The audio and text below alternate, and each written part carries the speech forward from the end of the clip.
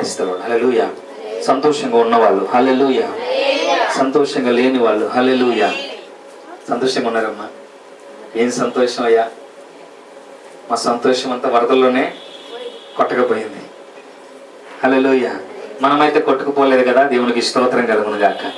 మొదటిగా దేవుడు నన్ను, నా కుటుంబాన్ని, మన కుటుంబాలను, ఈ ప్రాంత ప్రజల కుటుంబాలను కూడా దేవుడు కాపాడి రక్షించినందుకు యేసయ్యకి మహిమ కలుగును గాక. ఆమేన్. హల్లెలూయా. రెండవదిగా ఆయన సన్నిధిలో ఉండటానికి మరలా దేవుడు మనకిచ్చిన గొప్ప కృపను బట్టి దేవునికి మహిమ కలుగును గాక. హల్లెలూయా. మూడవదిగా ఈ ప్రాంత ప్రజల రక్షణ కొరకు, సర్వలోక రక్షణ కొరకు దేవుడు మనందరినీ కూడా ఒక్కొక్క పాత్రగా వాడుకుంటున్నందుకు కూడా యేసయ్యకి మహిమ కలుగును గాక. ఆమేన్. దేవునికి మహిమ కలుగును గాక. యెహెజ్కేలు గ్రంథము 36వ అధ్యాయము 26వ వచనం, పేజీ నంబర్ 718. యెహెజ్కేలు గ్రంథము. అమ్మా, నూతన హృదయము మీకు ఇచ్చేదను, నూతన స్వభావము మీకు కలుగజేసేదను, రాతి గుండె మీలో నుంచి తీసివేసి మాంసపు గుండెని మీకు ఇచ్చేదను, నా ఆత్మను మీ యందు ఉంచి నా కట్టడలను అనుసరించి వారిగాను నా విధులను గైకొని వారిగాను మిమ్మును చేసేదను. ఈ రోజున సర్వశక్తి గల దేవుడు మనందరితో మాట్లాడుతున్న మాట ఏంటంటే, మీకేమి ఇస్తానంటున్నాడు? మనందరికీ కూడా నూతన హృదయాన్ని ఇస్తానంటున్నాడు, నూతన స్వభావాన్ని ఇస్తానంటున్నాడు. అంటే నూతనం అంటే ఏంటి? క్రొత్తది. ఏంటి చెప్పాలి? పాతది కాదు, క్రొత్తది. ఈ రోజున వరదల్లో అనేక మంది కూడా ఏం కోల్పోయారంటే వస్తువులు కోల్పోయారు. ఏ వస్తువులు? కొత్త వస్తువులు కాదు, పాత వస్తువులు కోల్పోయారు. పాత వస్తువులు కోల్పోతే ఈ రోజున గవర్నమెంట్ వారు ఏదో కొంచెం ఆర్థిక సహాయాన్ని అందరికీ కూడా వేస్తున్నారు. ఇప్పుడు ఏం చేస్తారు చెప్పాలి? ఆ నీళ్ళలో కొట్టుకెళ్ళిపోయిన వాటినే ఎదురు బాధపడతారా? మళ్ళా కొత్తవి కొనుక్కుంటారా? ఏదో వాళ్ళు ఇచ్చిన దాంట్లో కొద్ది గొప్ప కొత్తవి కొనుక్కుంటారు తప్ప మళ్ళా పాత ఎవరు కూడా కొనుక్కోరు. దేవుడు అంటున్నాడు, మీ పాత స్వభావాన్ని కూడా మీరు విడిచిపెడితే నేను మీకు కొత్త స్వభావాన్ని ఇస్తాను. దేవునికి స్తోత్రం కలుగును గాక. మీ పాత హృదయాన్ని విడిచిపెడితే నేను కొత్త హృదయాన్ని మీకు ఇస్తాను. దేవునికి స్తోత్రం కలుగును గాక. అలాగే ఏమనంటే, మీ రాతి హృదయాన్ని మీలో నుంచి తొలగించి ఏమిస్తాడంట? మాంసపు హృదయాన్ని ఇస్తారు. రాతి గుండె అంటే చాలా మంది మూర్ఖపు స్వభావం కలిగి ఉంటారు. నేను మన వరదల్లో అనేక మంది కూడా భయపడుతూ బాధపడుతూ ఉన్నారు. మరి ఎంతమంది ప్రార్థన చేశారో నాకైతే తెలియదు, కానీ మేమైతే అనుదినము కూడా మా యొక్క ఇంట్లో ప్రార్థన చేసుకొని క్షమాపణ వేడాం. ఆ వరద రావడానికి నేను, నా భార్య కారణమా? కానీ దేవుణ్ణి మేము క్షమాపణ అడిగాం. ఎందుకో తెలుసా?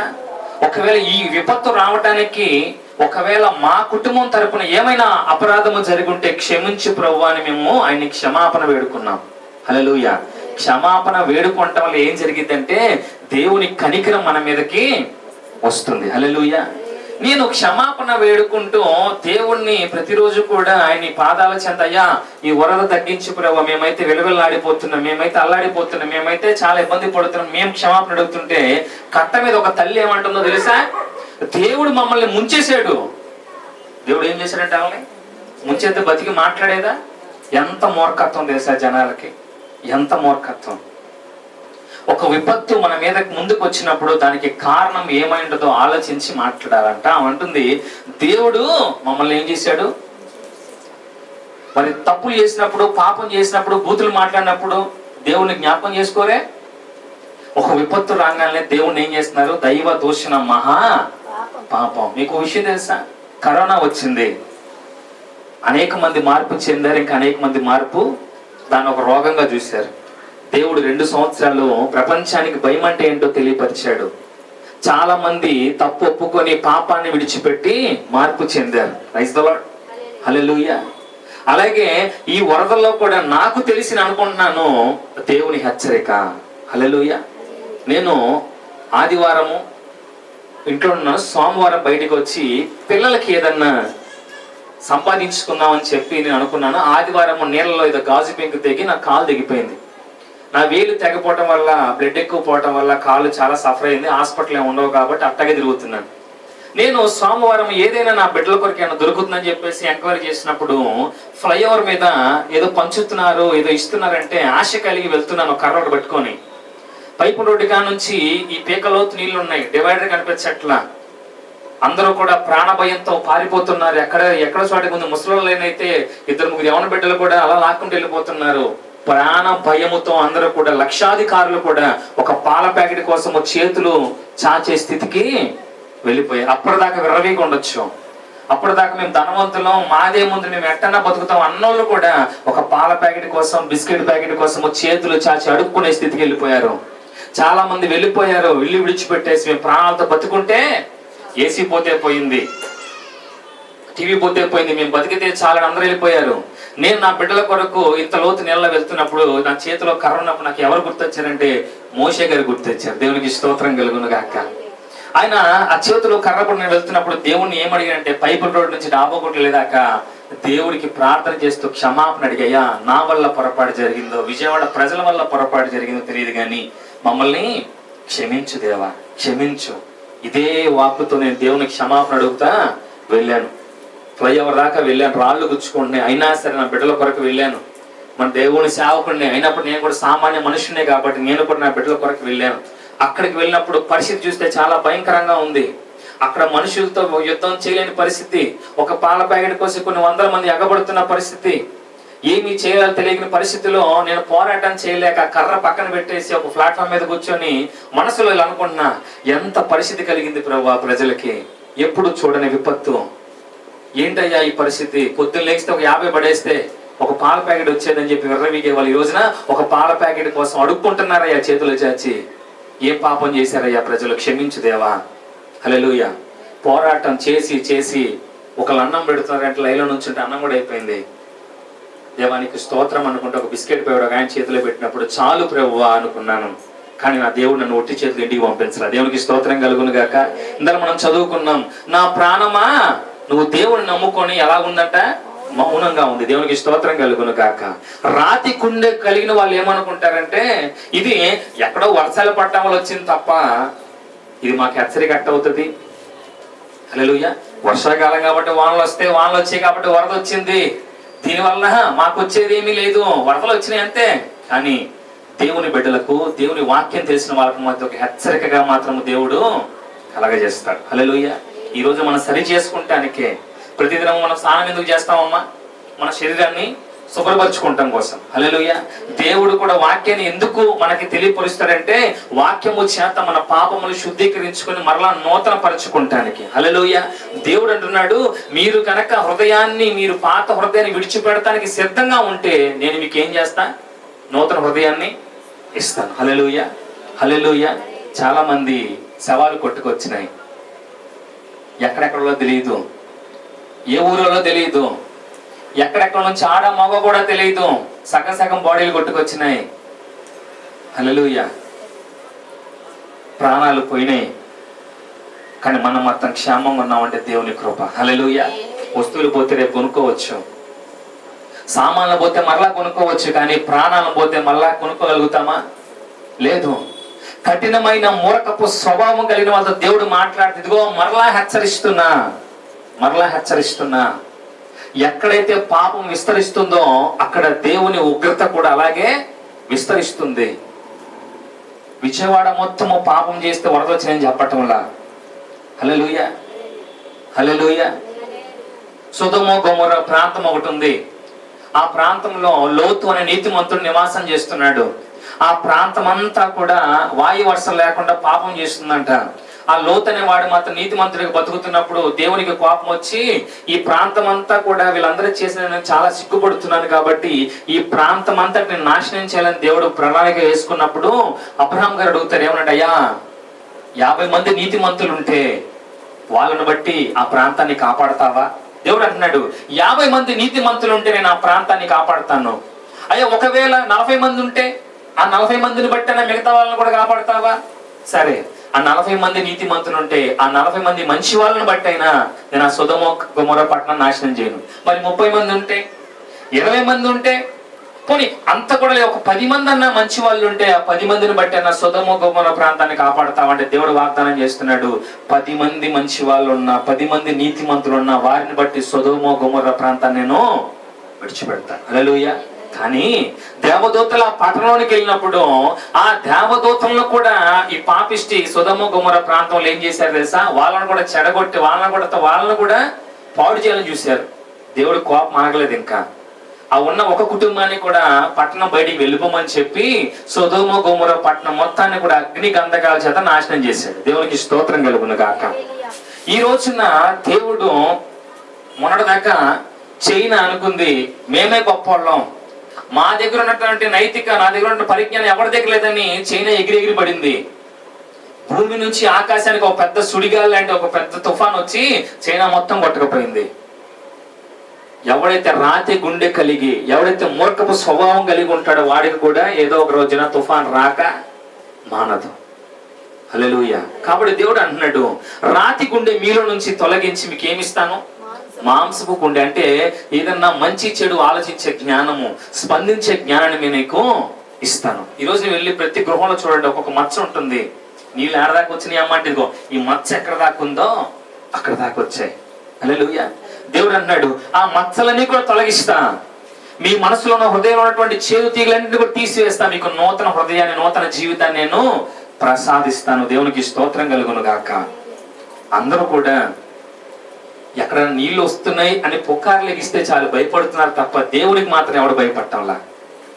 దేవుడు ఎంత పెద్ద విపత్తుల నుంచి మమ్మల్ని కాపాడాడు, ఇంక ఎన్నడూ కూడా ఇది రాకుండా దేవుణ్ణి ప్రార్థన చేద్దామని ఎవరు లేదు. కానీ ఎవడో ఒకడు చిన్నమో అక్కడ కట్ట దిగిపోయి నీళ్ళు వస్తున్నాయి అంటే మాత్రము పరుగులు తీసే పరిస్థితికి మనుషులు తప్ప దేవునికి భయపడే స్థితిలోకి లేరు. ఈ రోజున ఇక్కడ జరిగింది, రేపు ఇంకా పెద్ద పెద్ద విపత్తులు రావచ్చు. మొన్న ఏదో ఒక్కటంట భూమిని తాకబోతుంది, ఒక ఉలకొచ్చి భూమిని తాకబోతుంది, భూమికి తగలబోతుంది, భూమి సర్వనాశనం అయిపోతుంది ఎవడో న్యూస్ చెప్తే ఒక యవన బిడ్డ అంట ఎట్టాకో చచ్చిపోతున్నాను కదా అని వ్యాధి, ఎయిడ్స్ వ్యాధి వచ్చిన స్త్రీతో వ్యభిచారం చేశాడంట. చూసారా జనాలు ఎలా తయారయ్యారంటే? కఠినమైన హృదయము, రాతి గుండె. ఎట్టకో చచ్చిపోతున్నాం కదా, ఎవరితో పాపం చేస్తే ఏముంది, ఎట్టకో చచ్చిపోతున్నాం కదా. అంతేగాని దేవా మమ్మల్ని కాపాడు, మా కుటుంబాలను కాపాడు, మా బిడ్డలను కాపాడని ఎవరికి మాత్రము లేదు. ఏ కాడికి కూడా కఠినమైన హృదయం వాడుతున్న దేవుడు మాట్లాడుతున్నాడు. నీ కఠినమైన హృదయం ఇప్పటికైనా నువ్వు మార్చుకుంటే చాలా మంచిది. హల్లెలూయా, హల్లెలూయా. మేము ధైర్యంగా సంతోషంగా మేము చెప్పగలుగుతాం. 2-3 రోజులు ఇంత లోతు నీళ్ళలో ప్రయాణం చేశాం. ఆహారం కొరకు కొంచెం చాలా వరకు ఇబ్బంది పడ్డాం. మీకు విషయం తెలుసా? 2 రోజులు ఏమి తినాలా అని ఆలోచించిన మమ్మలను 3వ రోజు నుంచి సర్వశక్తి గల దేవుడు ఏది కొదువు లేకుండా చూశాడు. దేవునికి స్తోత్రం కలుగును గాక. 2 రోజులు 3 రోజులు ఆ ఫ్లైఓవర్ మీద తట్టించలాడాం ఏమో దొరుకుతాయని. ఆ ప్లాట్ఫామ్ మీద కూర్చొని ఏమి చేయాలి అర్థం కాని పరిస్థితుల్లో అలాగే కూర్చొని వచ్చే వాళ్ళని పోయే వాళ్ళని చూస్తా మేము ఇంటికి ఎలాగే వెళ్ళగలుగుతామయ్యా ఈ వాటర్ క్యాన్లు తీసుకొని. అసలు ఏంటి జనాల పరిస్థితి, అందరూ కూడా ప్రాణాలు చేతపడిన పారిపోతున్నారు, ఎప్పుడు లేని ఇది అని దేవునికి ప్రార్థన చేసి నాకేదైనా దొరికితే బాగుండు ప్రభు అని 2 రోజులు ప్రయాసపడ్డాను. 3 రోజులు ప్రయాసపడ్డాము. గమనించండి, నేను అడిగిన పాప క్షమాపణ 3వ రోజు నుంచి నా కుటుంబంలోనికి సమస్తం కూడా ఏర్పడ్డాయి. దేవునికి స్తోత్రం కలుగును గాక. బయట వరండా అంతా వాటర్ బాటిల్, నా దరిదాపు 40-50 కేసులు వాటర్ బాటిల్ సంపాదించాం. దేవునికి స్తోత్రం కలుగును గాక. మీరు నమ్మని దేవుని సంగతి నిజంగా చెప్తున్నాను. ప్రతి దినము కూడా బిందులు పాలు పారబోసే వాళ్ళం మేము. ఎందుకు? కరెంట్ లేదు, పాలు మాత్రం ఎక్కడెక్కడ నుంచో నా కుటుంబంలోకి చేరుతున్నాయి. మొదటి రోజు ఒక పాల ప్యాకెట్ కోసం నేను యుద్ధం చేయలేకపోయాను జనాలతో, కాలు బాగోక. కానీ ఆ దేవుడు నాకు క్షమాపణ విని ప్రతి దినము కూడా ఎక్కడెక్కడి నుంచో పాల ప్యాకెట్లు, ఎక్కడెక్కడి నుంచో బిస్కెట్ ప్యాకెట్, నా కుటుంబం ఏ రోజు కూడా ఆకలితో లేదు. ప్రతిరోజు మా ఇంట్లో వంట మేము వండుకొని తిన్నాం. దేవునికి స్తోత్రం కలుగును గాక. ఆహారం కొరకు ఎదురు చూసే స్థితి అది గొప్పగా చెప్పట్లా, దేవుని సన్నిధిలో గర్వంగా చెప్తున్నా నేను. హల్లెలూయా. దేవుడు చూసేది నీ హృదయాన్నే చూస్తాడు, నీ హృదయాన్నే చూస్తాడు. నువ్వు చింపురు బట్టలు వేసుకొని మనసులో ఒకటి పెట్టుకున్నా చదువుకున్నాం కదా, పైకి మాత్రం బాగా కనపడతారు, లోన ద్వేషం ఉంటుంది. అలాంటి వాళ్ళని దేవుడు ఎంత మాత్రం కూడా మెచ్చడు. వేషధారులారా, హల్లెలూయా.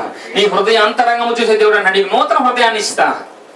నీ కఠినమైన రాతి హృదయాన్ని తొలగించి మాంస హృదయాన్ని నేను ఇస్తా. దేవుడు మరలా చెప్తున్నాడు, నీ హృదయమే నాకు కావాలి తప్ప నీ ఆస్తి పాస్తులు నాకు అవసరం లేదు. Praise the Lord. కారులో తిరిగిన వాళ్ళు, ఏసీ రూముల్లో ఉన్న వాళ్ళు కారులన్నీ కూడా కాటాకేసే పరిస్థితికి వచ్చేసారు. ఏసీలన్నీ కూడా చేయించుకోలేక పక్కన పడే స్థితికి వచ్చారు. నేను అనేక ప్రాంతాలకు వెళ్ళినప్పుడు అన్ని సామాన్లు బయటపడేశారు. హల్లెలూయా. 40,000 50,000 సోఫా సెట్లు బయటపడేశారు. టేకు మంచాలు బయటపడేశారు. దీనివల్ల అర్థమేమో తెలుసా? దేవుని తోడు లేదని పాడుకున్నాం. నీ తోడు లేక, నీ ప్రేమ లేక ఇలలో నా ఏ ప్రాణి నిలువలేదు. నీ తోడు లేక, నీ ప్రేమ లేక ఇలలో నా ఏ ప్రాణి నిలువలేదు. దేవుని తోడు నీడ లేకపోతే ఎవ్వరు కూడా నిలబడలేని పరిస్థితి నేను కనులారా చూశాను. Praise the Lord. దేవుడు నేను క్షమాపణ అడిగినప్పుడు దేవుడు నాతో మాట్లాడాడు. నేను అనుకున్నాను, ఒక్కడనే వెళ్తున్నాను కదా, ఎలా వెళ్తాను? ఒక పక్క ఎదురు ఫ్లోటింగ్ వస్తుంది, నేను ఎలా వెళ్ళగలనుకున్నాను. తర్వాత నాకు తెలియదు, నేను ఒక్కడనే ఫీలింగ్తో వెళ్ళాను. కానీ ఆ రోజు సాయంత్రం మా ఇంట్లో ప్రార్థన జరిగింది. అందరం కలిసి ప్రార్థన చేసాం. అప్పుడు ఒక పాట పాడాం. నేను గోడ కానుకుని ఒక పాట పాడా. ఏ పాట అంటే, దీవించావే సమృద్ధిగా పాట పాడుతూ, నా ఒంటరి పయనంలో నా జంటగా నిలిచావే, నీ నడిచే దారుల్లో నా తోడేయున్నావే అని వాడు ఎప్పుడైతే నేను వాడు పాడానో, దేవుడు నేను కర్ర పట్టుకు నడుచుకుంటూ వెళ్తున్నప్పుడు ఆయన పక్కనే ఉన్నట్టుగా నాకు ఒక ఇమేజేషన్ చూపించాడు. దేవునికి స్తోత్రం కలుగును గాక. వరదల్లో ఆయనను విడిచిపెట్టలేదండి. హల్లెలూయా. నా కాలు గాయం అయినప్పుడు నన్ను విడిచిపెట్టలేదండి. ఇంత లోతు నీళ్ళలో పాములు మా ఇంట్లోకి వస్తున్నప్పుడు మేము భయపడలేదండి. హల్లెలూయా. ప్రతి దినము కూడా ఫ్లోటింగ్ లో దిగి కింద ఏం తొక్కుతున్నాము, ఏం వస్తున్నామో తెలియక ప్రతి దినము కూడా ఒక పోరాటం చేశాం. దేవుడు మమ్మల్ని విడిచిపెట్టనే. ఆ కొవ్వొత్తుల వెలుగులో దేవుని స్తుతించాం, విడిచిపెట్టలా. అంబాపురం అంతా ఖాళీ అయిపోయింది, కానీ మేము మాత్రం ఉన్నాం. దేవునికి స్తోత్రం కలుగును గాక. దేవుడు ఎవరిని కూడా విడిచిపెట్టే దేవుడు కాదు. హల్లెలూయా. ఆరిపోయిన నా వెలుగు దీపము, ఆరిపోయిన నా వెలుగు దీపము, వెలిగించుము నీ ప్రేమతో ప్రభువా, వెలిగించుము నీ ప్రేమతో. అన్ని దీపాలు ఆరిపోయినాయి 10 రోజుల వరకు. ఏసీ లాగిపోయినాయి, కరెంట్ లాగిపోయినాయి, సెల్ ఫోన్ లాగిపోయినాయి, లైట్ లాగిపోయినాయి, ఫ్యాన్ లాగిపోయినాయి. విజయవాడ సగం అంతా కూడా చీకట్లో బతికింది. అవునా కాదా? అవునా కాదా? క్యాండిల్స్ కోసం పరిగెట్టిన రోజులు కూడా చాలా మంది చూసాం. అవునా కాదా? కానీ దేవుని మహాకృప, ఆగిపోయినా మన బతుకులను ఆయన ఏం చేశాడు? మరలా మేము ఎప్పుడు చూస్తాం, మాకు ఎప్పుడు ఇస్తాడా కరెంటు, మాకు ఎప్పుడు ఇస్తాడు? వెళ్ళిపోయిస్తున్నాం, ఇచ్చి తీసేసాడు.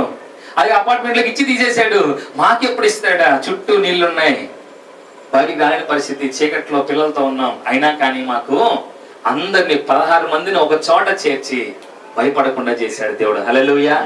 హల్లెలూయా. దేవుణ్ణి ఎవరైతే ఆనుకుని ఉంటారో, వాక్యం సెలవిస్తున్న ప్రాణమా యెహోవాను నమ్ముకుని నువ్వు మౌనంగా ఉండు. దేవునికి స్తోత్రం.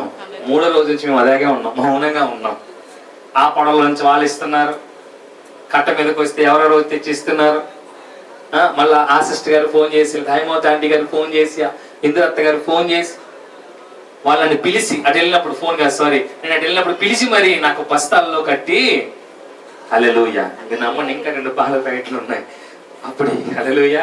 డబ్బాలు పెరుగు. ఎందుకు చెప్తున్నానంటే, దేవుణ్ణి నమ్ముకున్న వారికి ఎలా ఉంటదంట? వరదరంగానే ప్రభువా నీకు స్తోత్రం అనగా నాకు పడిపోలా. 3 రోజులు క్షమాపణ వేడుకున్నా, 3 రోజులు కన్నీరు గార్చా, 3 రోజులు భయపడ్డా, 3 రోజులు దేవుని పాదాలు పట్టుకున్నాను. ఒక రోజు అయితే నేను మా బామ్మర్ది కొట్టుకెళ్ళిపోవాలి నీళ్ళలో, దాబగొడ్ల దగ్గర. అంత ప్రయాసపడి దేవుని క్షమాపణ అడగగా అడగగా అడగగా దేవుడు 4వ రోజు నుంచి మౌనంగా ఉంచాడు. దేవునికి స్తోత్రం కలుగును గాక. అటు వెళ్తున్నాం, ఏ తీసుకొస్తున్నాం, ఇటు వెళ్తున్నాం, ఏ వస్తున్నాయి, అటు వెళ్తున్నాం. హల్లెలూయా. నీరు తగ్గి మేమంతా బయటికి రావడానికి దేవుడు ఇచ్చిన మహా కృప. హల్లెలూయా. దేవుడు చెప్తున్నాడు, నన్ను నమ్ముకున్నావా, నువ్వు మౌనంగా ఉండు చాలు, ఊరకుండి వేడుక చూడు, నేను చూసుకుంటా. దేవునికి స్తోత్రం కలుగును గాక. అలాగే మాంసపు హృదయం నీకు కావాలంటే నీ కఠినమైన హృదయం నువ్వు విడిచిపెట్టాలి. ఇంకా అనేక మంది హృదయాల్లో కఠినమైన మనసే. ఆ తల్లి గారి మాటకి ఎంత బాధపడ్డాను. దేవుడు ఏం చేశాడంట? ఆవిడ్ని ముంచేశాడంట. ఇప్పుడు 25,000 ఇచ్చాడుగా, మరి ఇప్పుడు అనవే? ఇప్పుడు అంటావా దేవుడు నాకు ఇచ్చాడు అనమను? అనరు. 25,000 పడితే దేవుడు ఇచ్చాడు అనరు. ఎవరు ఇచ్చారు? గవర్నమెంట్ ఇచ్చింది. కానీ వరద వస్తే దేవుడు పంపించాడు. టీవీలు పోతే దేవుడే టీవీలు పాడు చేశాడు, దేవుడే ముంచేశాడు. ఎంత పాపం అండి ఇది. హల్లెలూయా. ఇదే కఠినమైన మూర్ఖత్వం. ఇంకా చాలా మంది విడిచిపెట్టలేదు. కరోనా వచ్చిపోయింది అనుకుంటున్నారు, వరద వచ్చిపోయింది అనుకుంటున్నారు. ఇంకా వీటికంటే ప్రకటన గ్రంథంలో ఉంటే ఇంకా భయంకరంగా రాబోతున్నాయి. ఉలకలు కాదు. దేవుడు రాకడ సమీపించినప్పుడు మనిషి నిలబడి ఇప్పటికైనా ఎవరో ఒకరు ఎక్కడో చోటకి వెళ్ళి ఉండగలిగాము. కానీ అప్పుడు ఎక్కడ ఉండటానికైతే అవకాశం ఉండదు. నువ్వు ఎక్కడ దాక్కున్న అవకాశం అయితే ఉండదు. దేవుడు ఒక్కసారి విడిచిపెట్టాడు నువ్వు నాకు వద్దని. హల్లెలూయా. ఇంకా నువ్వు ఏ మారుమూల దాక్కున్నా నీ నాశనము తప్పదు. హల్లెలూయా. ఇది ఒక మతానికి సంబంధించి నేను ప్రకటించట్లేదు, కానీ నా దేవుని వాక్కు సెలవిస్తుంది. ఇంకా కనికరం గల దేవుడు నా తెలివి అంటే నీకు ఇంకా నూతనమని ఇస్తా, ఇంకా నూతనమని ఇస్తా, నీకు ఇంకా మాంస హృదయం ఇస్తా. తెలుసా, నా ప్రణాళిక నీ మీద ఉంది కాబట్టి, నా చిత్తము మీ పట్ల ఉంది కాబట్టి నేనేం చేశాను చెప్పాలి. నా బిడ్డ ఉందండి, ఒక చిన్న పొరపాటు చేసిందండి, నేనేం చేస్తా? ఓ దెబ్బ కొడతానా? కొట్టి మళ్ళీ ఏం చేస్తా? దగ్గరికి తీసుకు. ఎందుకంటే నా బిడ్డ కాబట్టి. హల్లెలూయా. కొట్టంత మాత్రం నా బిడ్డకి నాకు శత్రుత్వం లేదు, ప్రేమ మాత్రమే. దేవుడు కూడా ఏదైనా ఒక ముళ్ళు పెట్టాడంటే అది నీ మీద ప్రేమ ఉంది కాబట్టి. అందుకే శ్రమలు వచ్చినప్పుడు మనం ఏం చేయాలి? దేవుని స్తుతించాలి. హల్లెలూయా. ప్రార్థన చేసుకోవాలా. శ్రమ వచ్చినప్పుడు శ్రమను బట్టి దేవునికి ప్రార్థన చేయాలా. నీకు అనారోగ్యం కలిగినప్పుడు దేవునికి స్తుతించు. Praise the lord. హల్లెలూయా. కానీ దేవుడికి నచ్చంది ఏంటంటే ఇంకా అనేక మంది కూడా కఠినమైన మనసు. మరొకసారి వాక్యం చదువుకుందాం. 36వ ఎహెజ్కేలు గ్రంథం 36వ అధ్యాయం 26వ వచనం. నూతనమైన హృదయం నీకు ఇచ్చేదను, నూతన స్వభావం మీకు కలుగజేసేదను, రాతి గుండె మీలో నుంచి తీసివేసి మాంసపు గుండె మీకు ఇచ్చేదను. ఏమన్నాడు తెలుసా? నా ఆత్మను మీ మీద ఉంచుతా. వరదొస్తే పారిపోయే మీలాంటి వాళ్ళ మీదకి నా యొక్క ఆత్మ నేను ఉంచుతా. వరదొస్తే నన్ను తిట్టుకున్నారే, అయినా మీ మీద నా ఆత్మను ఉంచుతా. హల్లెలూయా. నన్ను విడిచిపెట్టి పారిపోయారే, అయినా మీ మీదకి నా ఆత్మను ఉంచుతాను. హల్లెలూయా. ఇందాక చదివాం, కీర్తన చదవమ్మ ఒకసారి. ఇందాక మనం చదివిన కీర్తనలో 62వ కీర్తనలో 8వ వచనం.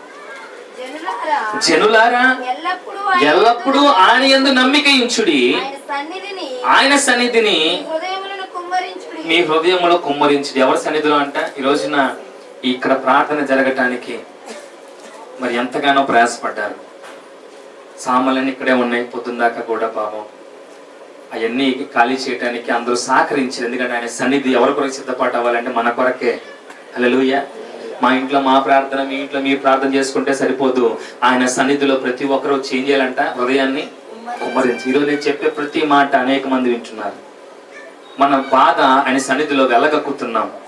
హల్లెలూయా. అనేక మంది ఇక్కడ నుంచి వాక్యాన్ని వింటున్నారు. వారికి కూడా ఏం కలుగుతుందంట? నెమ్మది కలుగుతుంది. కాబట్టి ఆయన సన్నిధిలో మన హృదయం ఏం చేయాలి? కుమ్మరించాలి. దేవుడే మనకు ఆశ్రయం. హల్లెలూయా. దేవుడే మనకి ఇప్పటిదాకా ఆశ్రయం. కొంతమంది ఏమనుకున్నారంట?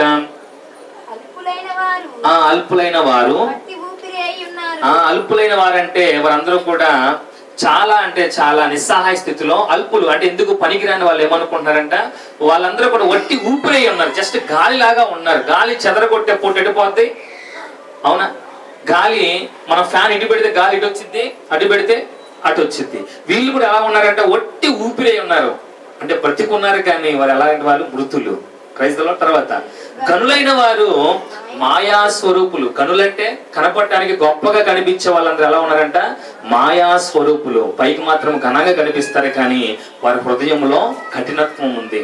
నేను చూశాను ఇక్కడ ఒక ఇంట్లో పాపం ఈ వరదలకి ఎవరో వెళ్తే బయటికి వెళ్ళిపోండి, మా ఇంట్లోకి రావద్దని తలుపేశారంట. ఆశ్రయం లేని వారికి ఆశ్రయం కల్పించుట అది దేవుడు మనకి ఇచ్చిన ధన్యత. వాళ్ళు బాధపడుతున్నారు. పిల్లలతో ఉన్నాము, కొంచెం గేటు తీయమంటే ఏం తీయలేదంట.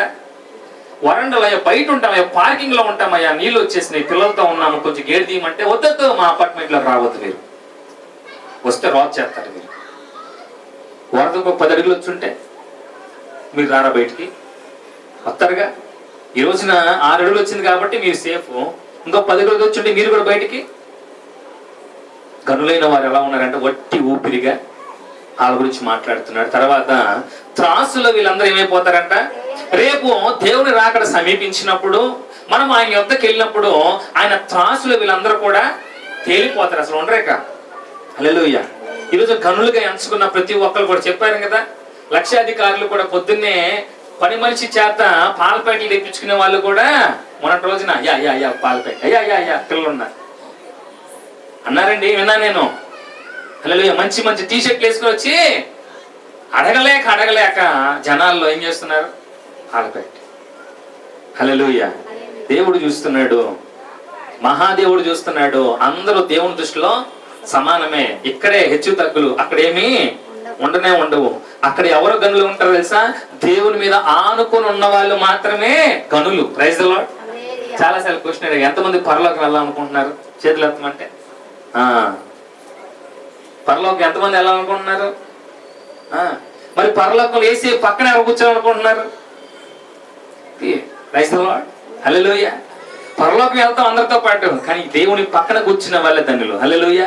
ఈ రోజున అందరూ పరలోకం వెళ్తాం, అందరూ కూడా భూలోకంలో బతుకుతున్నాం, కానీ రేపటి రోజు దేవుని దగ్గర ఆయన పక్కన కూర్చునే వాళ్ళు చాలా అరుదు.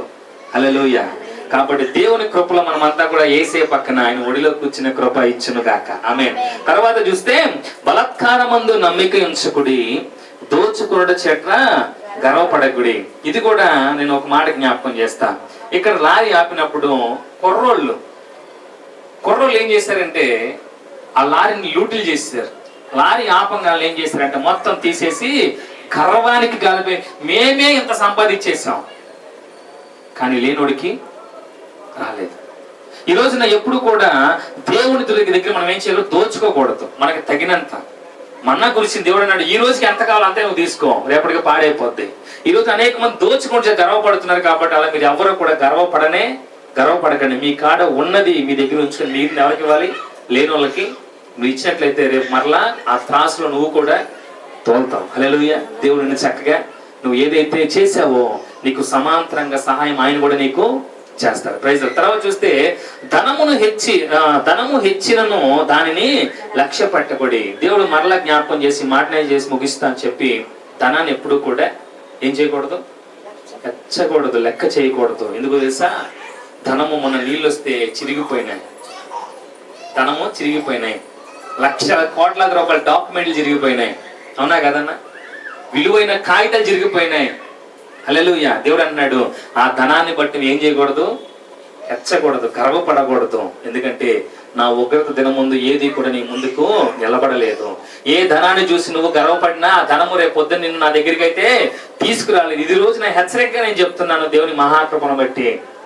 దేవుని ఆనుకున్న వారులారా మనం ఎలా ఉంటామంట, మౌనంగా. హల్లెలూయా. గొడవ మీద కాదు, కృష్ణ అనేది తెగిపోయి మన దగ్గరికి వచ్చిన దేవుడు మనల్ని పోషిస్తాడు. Praise the lord. హల్లెలూయా. దేవుని నమ్ముకున్న వాడు ఎలా ఉంటాడంట, మౌనంగా నెమ్మదిగా ఉంటాడు. హల్లెలూయా. దేవుని చీకటైనా సరే దేవుడు మనకి ఏమిస్తాడు, వెలుగుగా ప్రసాదిస్తాడు. కాబట్టి ఈ మంచి సమయంలో గడిచినటువంటి ఈ యొక్క గొప్ప దినాలు నాకైతే గొప్ప దినాలు. ఎందుకంటే చాలా మందికి ఏ దినాలు నాకు తెలియదు, నాకైతే గొప్ప దినాలే. కన్నులారా నాకు మరణాన్ని చూపించాడు, కన్నులారా నాకు ఆకలిని చూపించాడు, కన్నులారా నాతో మాట్లాడాడు, కన్నులారా నాకు ఈ లోకము ఎలాంటి లోకము నాకు కన్నులారా ఎప్పుడు టీవీలో చూడటమే వరదలు అంటే, కానీ కన్నులారా నీళ్ళలో నడుచుకుంటూ వెళ్ళి అనుభవాలను దేవుడు ఏం చేశాడంటే నాకు చూపించాడు. Praise the Lord. దేవుడు తలుచుకుంటే ఎంత చిన్నవాడినైనా హెచ్చించగలడు, ఎంత గొప్పవాడినైనా అనర్చగలడని నాకు బాగా స్పష్టంగా తెలియపరిచాడు. దేవునికి స్తోత్రం కలుగును గాక. అనేక మంది పిల్లల్ని ఎత్తుకుని వెళ్ళిపోయారు, అనేక మంది కుక్క పిల్లల్ని ఎత్తుకు వెళ్ళిపోయారు, కానీ ఒక్కడు కూడా ఏసీని తీసుకెళ్తాను నేను చూడాలి.